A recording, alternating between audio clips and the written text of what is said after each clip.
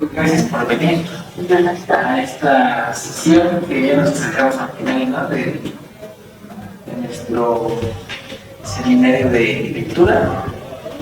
El día de hoy, pues, como ustedes ya saben, vamos a abordar la lectura de Robert Louis Stevenson, que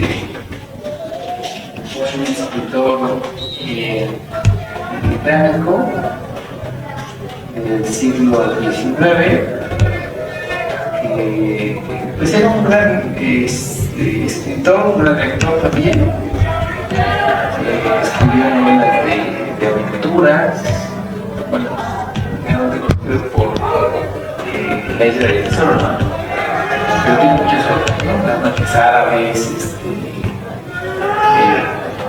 esta que se diseña el caso de Jekyll y Mr. Hyde. Ha tenido mucha repercusión en realidad en la literatura universal. Muchos autores lo retoman de alguna forma con esa dualidad de la personalidad de los personajes en distintas obras, en este caso de seres humanos. Y pues la obra es pequeñita, pero está muy bien escrita, tiene mucho rigor. Y es muy curioso porque desde el principio va, ya que la leyeron para regresan a las primeras palabras o a las primeras frases, está señalando básicamente qué va a consistir la obra, ¿no? La novela. Y es algo muy, muy atractivo para el lector, ya que lo leyó, pero es que ahí también hay una referencia, porque cada relectura uno va aprendiendo algo nuevo de la obra que uno no alcanzó a ver. Entonces, en el principio justamente ya está está anticipando el final incluso de la propia obra, ¿no? Tanto de la carta, esa extraña carta que dejó el doctor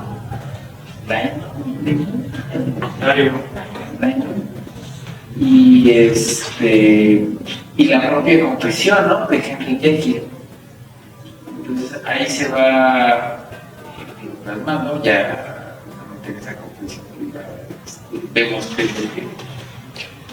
lo que sucedió en realidad, pero uno al principio no se lo cree, uno cuando uno empieza a leer, entonces no se lo crea, no se imagina, al menos a mí me pasó, yo no me imaginaba que fuera el mismo, ¿no? La primera vez que lo leí, uno dice, ¿qué negocios tendrá? ¿Qué estará ocultando, no? Henry Jekyll, ¿no? Uno estaba así como un tenso, que dice, ¿por qué le debe tanto? ¿Por qué lo apoya? Pero uno jamás imagina que pues es el mismo, ¿no? Y es realmente es como un shock, porque bueno, vamos a hablar de eso a lo largo de esta sesión, ¿no? Como ese otro yo, pues puede ser en cualquiera de nosotros, ¿no? Esa doble personalidad que es quien gana más, el yin y el yang. Y bueno, yo creo que, bueno, yo no me quiero extender porque me gustaría que el doctor Víctor nos comentara al respecto, y más bien yo quisiera ir participando a lo largo de la obra.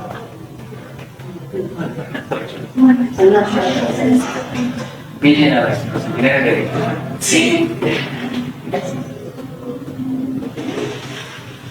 Ok. Bueno, antes que todo, buenas tardes. Pues es una novela muy corta, ¿cierto? Parece un cuento. Y es una novela que empieza Uno puede decir que tiene pocos personajes, pero tal vez para hacer una novela tan corta no son tan pocos personajes, ¿cierto? Porque son unos como 7 personajes los principales. Y son los 3 amigos, bueno, que unos son 2, ¿cierto? Al final son 4, pero unos son 3, unos son 4, que es Dr. Jekyll, Hyde y Utterson, son los 3 amigos, ¿cierto? Que es situación de tiempo, que son como los 3 principales. Tiene a Lion, que es uno de los personajes principales, y uno de los estudiantes Pool también, que es de los principales, y tiene otros más, tiene a Guest, así que los ya son menores, ¿cierto? Serían como los 3 principales, y es como inicia la novela. Se podría decir que el personaje principal es el doctor Jekyll, pero también está Utterson, que con él inicia haciendo la novela, aunque es una novela, no sé si podría decir de tipo epistolar, porque gran parte es por cartas, ¿cierto? Bueno, si no es el género epistolar, pero gran parte de la comunicación que se hace es por cartas, ¿cierto? Sobre todo termina en la conversación de Steinman o del doctor. Es una carta, ¿cierto? Pero gran parte de la acción de la novela está en cartas, que es como un tipo epistolar. Ya, en un inicio, bueno, a mí lo que me pareció es como una novela que parece ser que solamente es como entretenida, como de un criminal. Incluso filosófico, como lo decía Víctor, porque ayer comentábamos justamente que está muy palpable esa visión de Hobbes, ¿no? Que el hombre es malo por naturaleza y obviamente las instituciones tienen que contenerlo, ¿no? Tienen que moldearlo, porque si no, como decía Ángel, pues si no hay consecuencias, puede hacer lo que se le da la gana, ¿no? El ser humano, porque no actúa así, bueno, el ser humano es lo que dice Hobbes, ¿no? Y está la visión contraria, ¿no? La de Rousseau, que dice que el hombre es bueno por naturaleza, buen salvaje, en realidad la sociedad es quien lo corrompe. Pero digo, ambos de cierto modo tienen razón en cada caso particular, ¿no? Pero sí se ve muy claro, ¿no? Y en esta parte de las de lo que comentaba Víctor en su momento, del propio Adam Smith o de Keynes, pues es exactamente esto, ¿no? Vicios, virtudes públicas o sociales y vicios privados, y que en realidad quienes, y que retomando un poquito a Rousseau, señalan que cuando hace su análisis de la desigualdad entre los hombres, dicen que la desigualdad es una desigualdad moral, ¿no? Y justamente los que más tienen, pues tienen una superioridad moral. Por eso, ¿quiénes son los personajes de la novela? Son puros aristócratas, ¿no? El propio Dr. Jekyll, bueno, todos los personajes, ¿no? Son de la aristocracia, tienen una superioridad moral contra los demás. Por eso a la mujer la golpea y se va y huye, ¿no? Pero nadie hace nada, ¿no? A la niña la desespera, pues nada más le da dinero y ya se quedó solucionar el problema, ¿no? Porque hay una superioridad moral, o sea, socialmente ese vicio tiene que ser privado, ¿no? Pero como ya se hizo público, hay que de cierto modo castigarlo. Pero si nadie lo hubiera visto, podría pasar como si nada. Sin ninguna, no hubiera tenido que redimir ni siquiera un cheque, ¿no? O una moneda de oro, ¿no? Porque dice que la parte fue en oro y otra parte en cheque. Entonces, pues, está ese dilema que también es filosófico, no solamente científico en la propia. ¿Es para leer el campo? Sí, claro. Dice, El odio de Hyde por Katie era de otro orden. Su terror al patíbulo lo empujaba continuamente a cometer el suicidio temporal y a volver a su condición de parte subordinada y no de persona. Pero aborrecía la necesidad, aborrecía el desaliento en que le había creído ahora, y lo sentía la aversión y el sufrimiento provocado. De ahí la siniestra jugarreta que le gastaba, garabateando blasfemias en las páginas de los libros con mi propia letra, quemando las cartas y destruyendo el retrato de mi padre.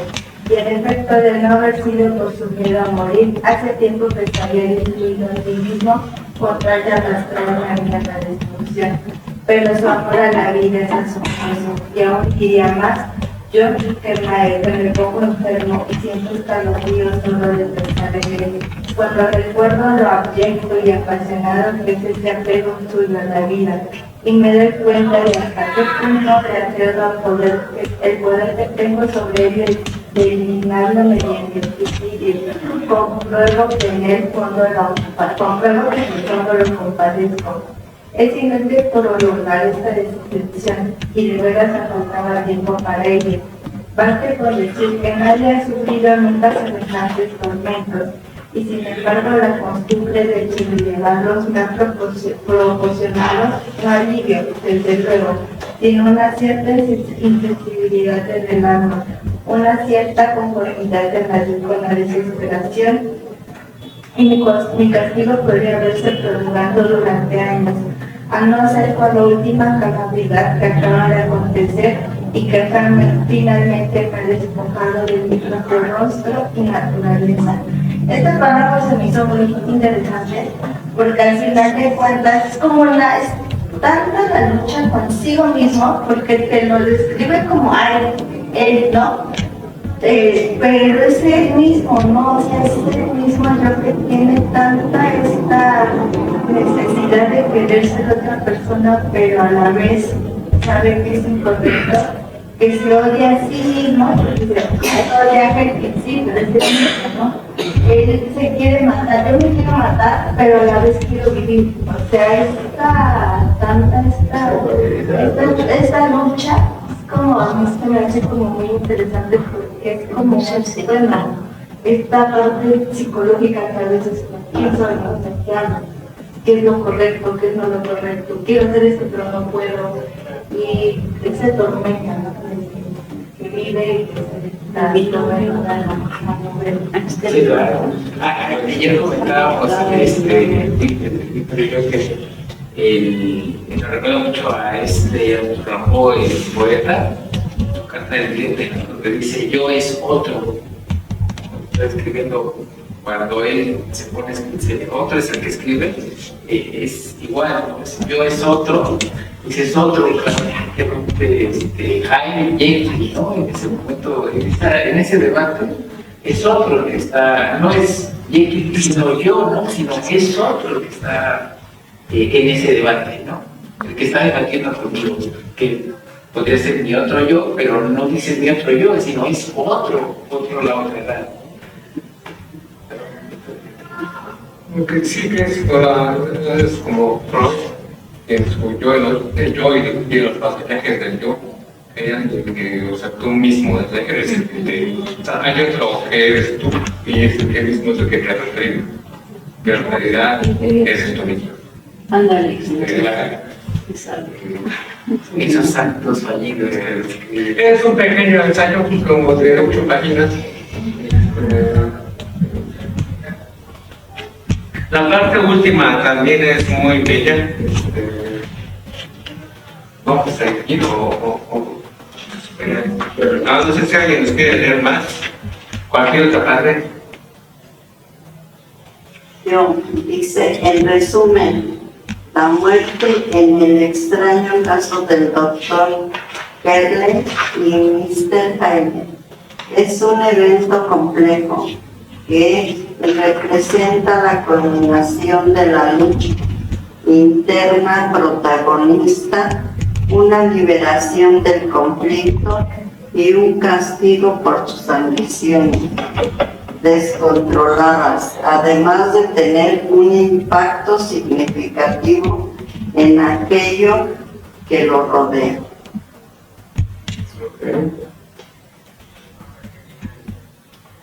Y ese final, ¿no? ¿Cómo termina? Morirá Hyde en el cadalso. O encontrar el valor suficiente para liberarse de sí mismo en el último momento. Solo Dios lo sabe.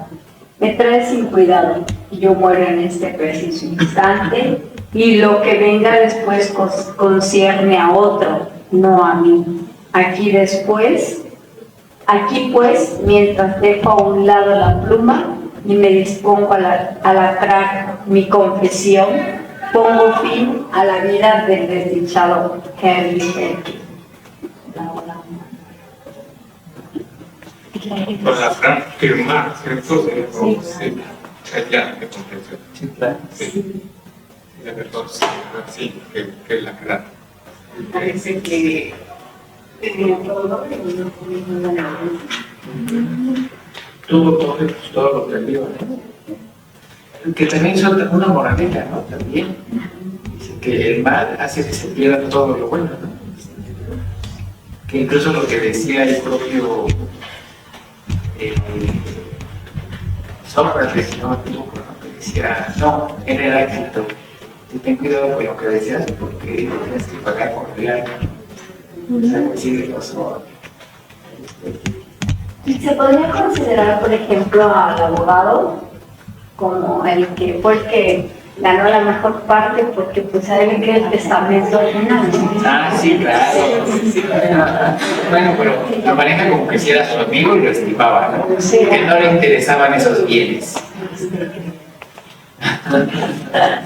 Claro. Una de las películas que vi hizo eso pasa al final. Ahí sí tiene la abogada esposa y se llama Sara y sus bienes al final los reparte de la mejor manera, que en este caso nos lleva esa herencia a a los hospitales para llenar farmacias, los hospitales, esos farmacias, los hospitales de medicamentos y por el volado a ver, que ahora sí, quedarse con la reserva para poner un despacho, ¿no? Así no, vivir tranquilo. Estamos gozando la película, también la estaba viendo y ya casi al final, ya no. Y la otra versión está como más, con los cerros, que se ve aquí, no se ve, pero ahí ya era Sara como la amante del doctor. ¿Qué tal se? Sí.